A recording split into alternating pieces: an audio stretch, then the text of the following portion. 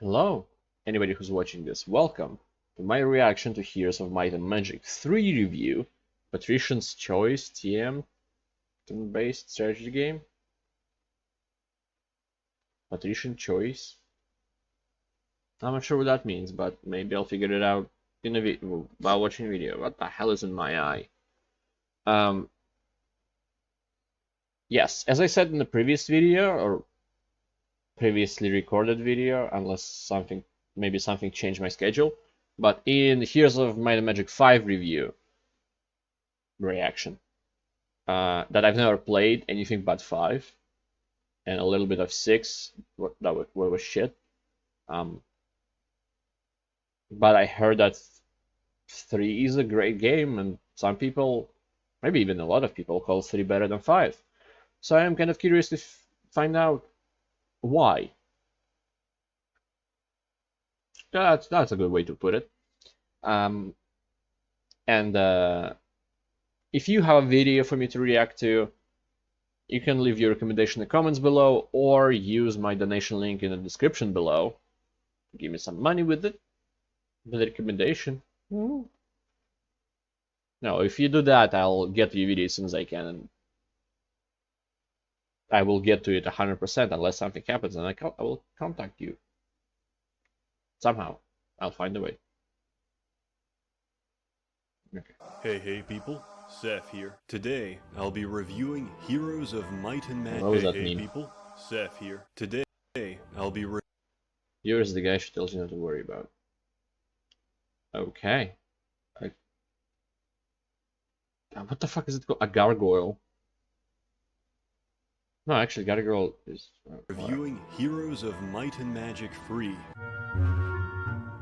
Heroes of Might and Magic Free. The Archvirgin belongs to the worst castle by far. Inferno, really? Looks like a Martian gypsy. Brings down the luck of anyone around him. Edge AF when it takes up 1 hex. Is that a good thing? Edgy impractical weapon. Teleports behind you like a weeb afraid of direct confrontation. Full head of hair, lush beard, noble Aryan features. The Archadgel, badass flaming sword, takes up as much physical space as possible at all times with its resplendent wings. Alright. Resurrects allies for free, earning him respect and adoration. Bangs hot knight and cleric chicks all day.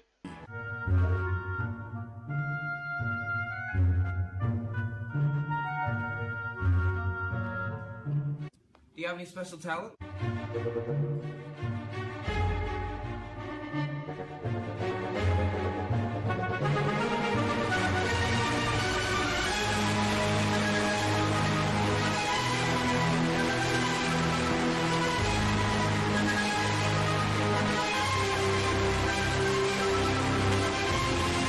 Reviewing Heroes of Might and Holy Magic fuck, 3 it was is a loud. difficult request. While you have good games with strong followings, you also have exceptional games with fanatical followings. Fans of Heroes 3 applaud the game with a religious zeal, and rightly so, for much like a well-oiled, silky-skinned, and voluptuous temple priestess, you can play her for months, years, and still not master her. In every crease and fold of her soft assets, there's always more to learn and explore.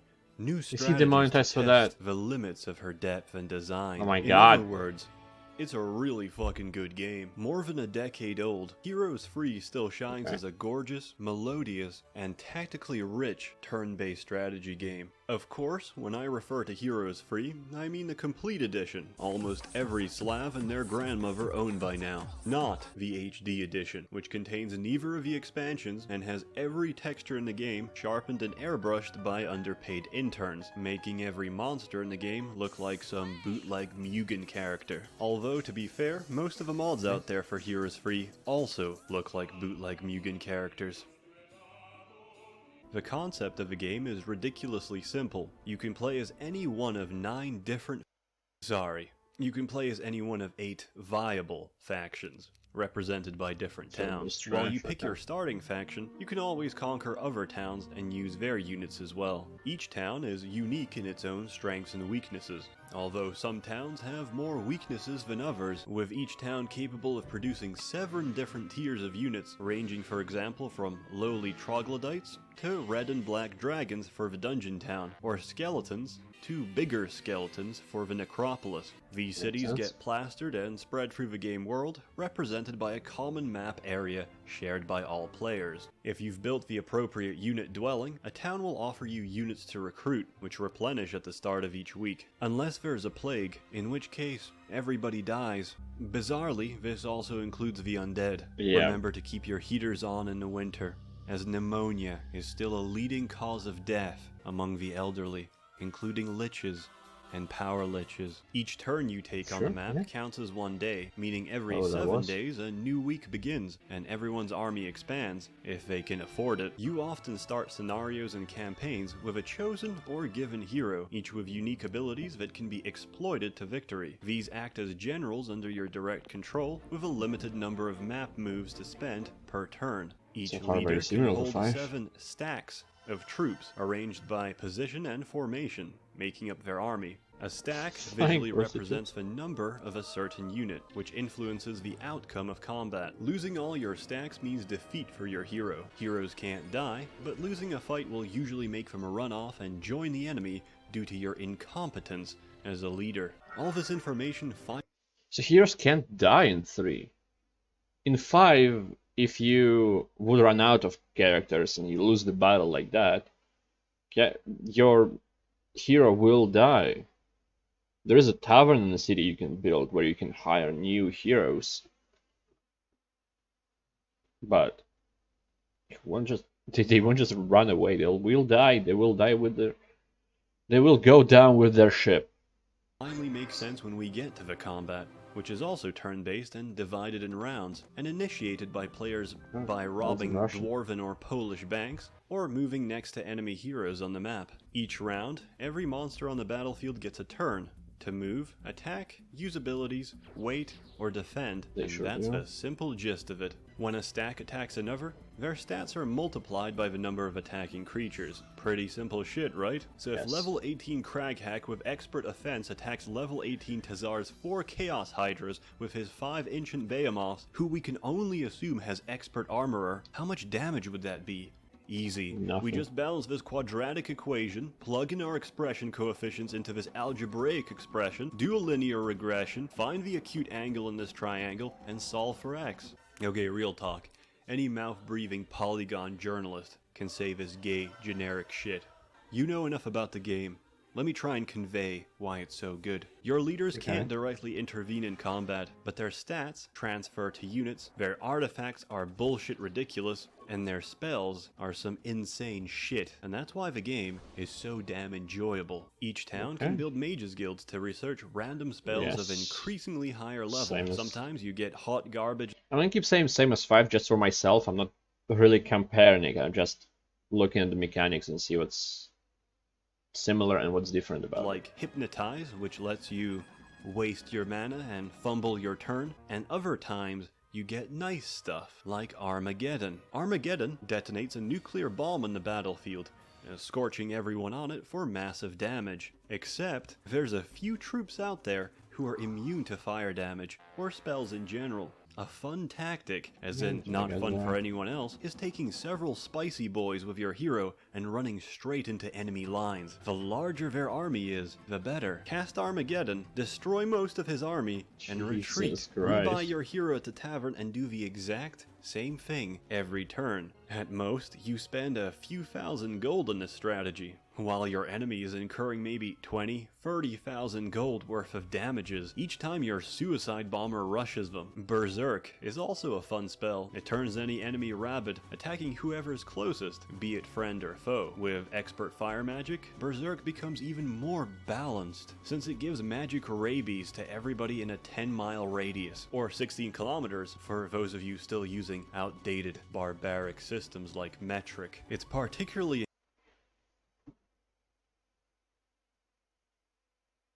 Fuck you. That's a joke, but still, I don't I understand why metric is not used everywhere. Makes much more sense than yards and goats. Enjoyable watching your friend's army tear itself in half without even lifting a finger. In many ways, Heroes Free is the torture porn of turn-based strategy. Then there's the issue of the Undead, which is one of my favorite towns, by the way. If you let Necropolis breathe, it will shit down your neck by late game. That's because every time they fight, Necromancy revives most units back as skeletons, and if they can assemble a simple as seen on TV artifact, just pull the plug. Quit. Leave. Not sure if your opponent has assembled a Cloak of the Undead King? Don't worry, I have a foolproof method of finding out. Mouse over his stack of power liches in combat. Note down the number. If it's somewhere between several 100,000, or the text box is flickering and glitching out, he probably has it assembled. Let me explain. Normally, Necromancy revives only skeletons, but with a Cloak of a balanced king, you revive liches instead.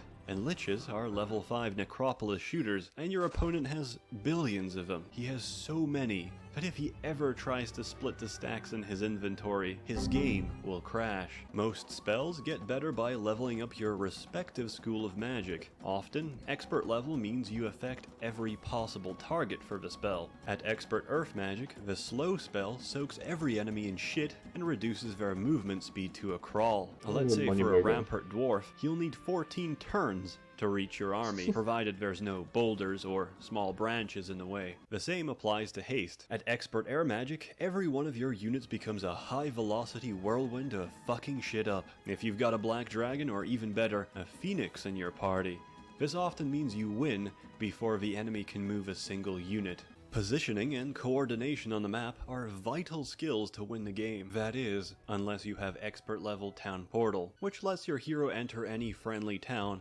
instantly. This usually makes it impossible to lose towns, as a single hero can simultaneously defend them all alone. That is, unless the enemy can cast Dimension Door, which lets them teleport to any location inside of their hero. At expert level, this can be cast 4 fucking times per day, effectively letting a hero with large pools of mana to cover 5 days worth of travel in one, the hero's free equivalent of an intercontinental ballistic missile. Alternatively, if you don't care about strategy or tactics, just recruit somebody with diplomacy, level it up to expert, and approach any stack of rape dragons. Somehow, your poetic way with words will convince them to join you, and then proceed to decimate the continent with your newfound rape dragons. Even better, the added strength of the rape dragons helps convince other ludicrously powerful neutral monsters to join you as well, diminishing the quality of your current game as you snowball straight to victory. If all those tactics seem... I don't know how this works in 3, but in 5, if you have creatures of different cities, for example, if you have maybe Inferno and Undead and maybe the humans, they will lose their spirit. Sometimes they won't fight because they're depressed by looking at monstrosity in their ranks. That same goes for neutral characters. So I don't know how it works in 3. Is it that OP really? Unbalanced? That's the point.